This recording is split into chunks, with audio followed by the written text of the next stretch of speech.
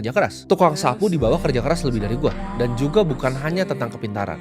Uang itu tentang kontrol. Ya. Jadi orang yang kaya itu, teman-teman gua yang kaya itu nggak kerja 9 sampai 5.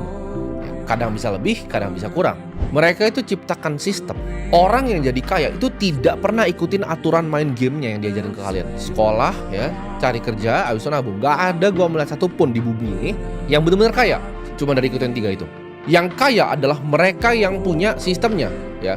Mereka yang bikin sistemnya, mereka yang bikin aturan mainnya sendiri, mereka yang ciptain gamenya. Mereka adalah orang yang gak play by the rules. Mereka bukan orang yang ngikut aturan. Mereka yang ngakalin aturan-aturan yang ada.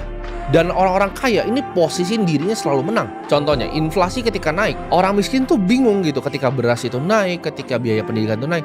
Orang kaya ketika inflasi itu mereka malah senang.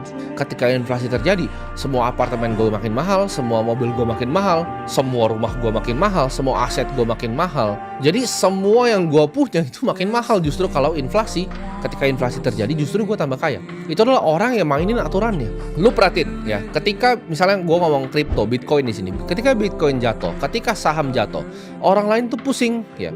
Orang yang nabung saham bank ya, orang yang nabung Bitcoin itu pusing ketika turun 30%, 40%. Gue di sini pusing nggak? Enggak. Gue masih ada banyak bisnis yang ngasilin gue duit. Orang kaya itu desain hidupnya. Ketika semua sistemnya itu mau coba ngakalin dia yang ngakalin sistemnya.